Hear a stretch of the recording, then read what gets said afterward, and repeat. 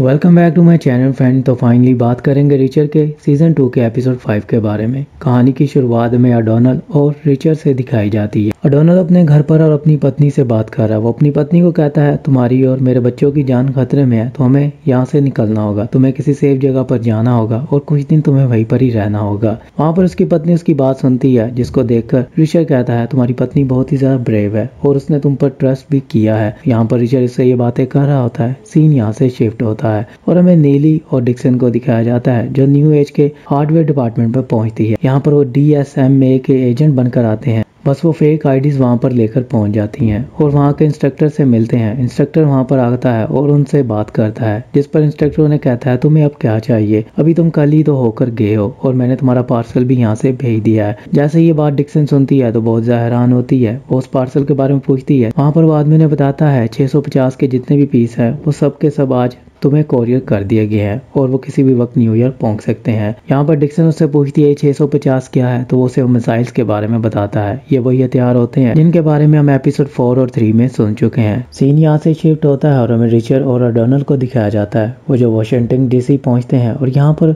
वो कुछ एजेंट से मिलते हैं। यहाँ पर उन्हें AM के बारे में और बहुत सारी चीजें पता चलती हैं। वो हथियारों की तस्करी के अलावा मनी लॉन्ड्रिंग का भी काम करता है और AM का कोई एक नाम नहीं है। AM को वो कभी भी नहीं पकड़ सके हैं। अब ये सारी बातें रिचर को पता चलती हैं कि AM बहुत ही ज्यादा खतरनाक आदमी है और वहाँ पर रिचर को एक बात समझ में आती है, अगर AM को पकड़ना है तो AM जब खुद पैसों की डिलीवरी करेगा तो तभी हम उसे पकड़ सकते हैं, क्योंकि AM किसी और के ऊपर भरोसा नहीं करेगा। सीन यहाँ से शिफ्ट होता है और हमें अब उन हथियारों को दिखाया जाता है जिनको लेकर एक आदमी ट्रक में जा रहा होता है। अब वहीं पर कुछ और आदमी आते हैं जो कि वहाँ पर उसका इंतजार कर रहे होते हैं। जैसे वो आदमी अपनी गाड़ी से बाहर निकलता है तो वहाँ पर वो उसके ऊपर हमला करते हैं, उस आदमी को मारते हैं और उसके ट्रक की चाबी निकाल लेते हैं। अब यहाँ पर ये आदमी AM को कॉल मिलाता है और उसे कहता है मैं तुम्हें जल्दी ही न्यूयॉर्क में मिलूंगा। सीन यहाँ से शिफ्ट होता है। अब नीली और डिक्सन उनका पीछा कर रहे होते हैं। वो भी उसी रोड पर पहुंच जाते हैं और थोड़ी ही देर के बाद वो उन लोगों के सामने होते हैं। अब यहाँ पर उन लोगों को समझ में आ जाता है कि हमारा पीछा कर रहे हैं और वहीं पर ही उन दोनों के ऊपर वो गोली चलाना शुरू कर देते हैं। तो यहाँ पर हमें थोड़ा बहुत एक्शन देखने को मिलता है। फाइनली वो बाहर उतरती हैं, उन लोगों के ऊपर गोलियां चलाना शुरू करती हैं, जिनमें से एक आदमी उस ट्रक को वहां से लेकर चला जाता है। अब वहाँ पर सब लोग मरे होते हैं और नीली की नज़र एक फॉर्म के ऊपर पड़ती है जिसके ऊपर स्वॉर्म के साइन होते हैं।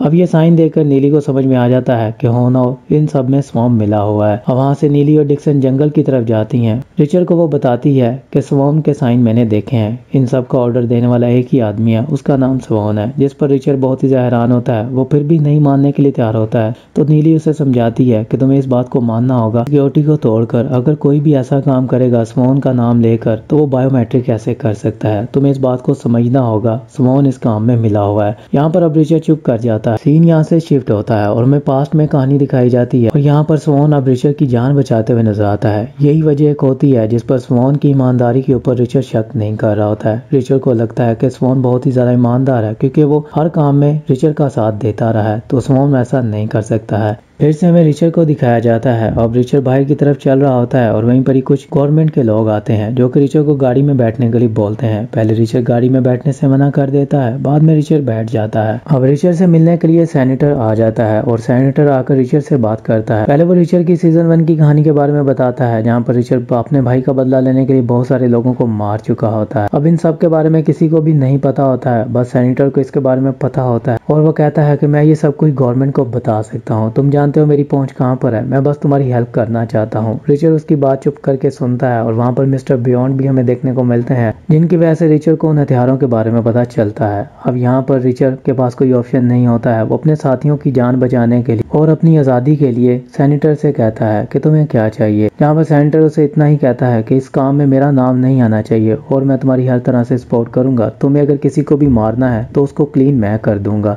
तुम बस उन लोगों को मार दो जो कि ये सब कुछ कर रहे हैं और तुम बिल्कुल आजाद हो जाओगे, तुम अपनी वैसी ही जिंदगी जियोगे जैसा कि तुम अब तक जीते आ रहे हो। सीन यहाँ से शिफ्ट होता है और हमें फ्रांस का फ्यूरल दिखाया जाता है, जहाँ पर अब रिचर और रिचर की टीम होती है और स्वॉर्म के बारे में बातें कर रहे होते हैं। अब फ्रांस को वहाँ पर फाइनली दफना दिया जाता है और वहीं पर ही अब कुछ लोग आते हैं जो कि रिचर और रिचर की टीम के ऊपर आकर हमला कर देते हैं। अब यहाँ पर बहुत ही जबरदस्त फिर से हमें एक्शन देखने को मिलता है, जिनमें से एक आदमी मारा जाता है और दूसरा आदमी भागने की कोशिश करता है। अब उसके पीछे रिचर भागता है। फाइनली रिचर और रसर जो होते हैं मिलकर उसे पकड़ने की कोशिश करते हैं। एक जगह पर आकर उस लड़के की गाड़ी एक कचरे के डिब्बे के साथ लगती है, जहाँ पर उसकी गाड़ी रुकती है और रिचर्ड उसे पकड़ लेता है। अब रिचर्ड उससे जानने की कोशिश करता है कि आखिरकार उसने ऐसा क्यों किया। रिचर्ड को लगता है कि ये सब कोई लॉन्गस्टन करा रहा है, बट वहाँ पर वो लड़का बताता है कि मुझे ये सफारी किसी लॉन्गस्टन नाम के आदमी ने नहीं दी थी, मुझे ये सफारी स्वाम नाम के आदमी ने दी थी। उस आदमी का नाम स्वाम है। अब ये बात सुनकर रिचर्ड बहुत ही हैरान होता है। रिचर्ड उससे एड्रेस पूछता है कि आखिरकार वो पैसों की तस्करी कहाँ पर करने वाले हैं, तो उसे उस जगह के बारे में बताता है। जब ये काम हो जाता तो हमें पैसे देने के लिए उसने इस जगह पर बुलाया है। वहाँ पर स्वान को पकड़ने के लिए रिचर्ड उसे कहता है कि अगर तुम मेरा साथ दो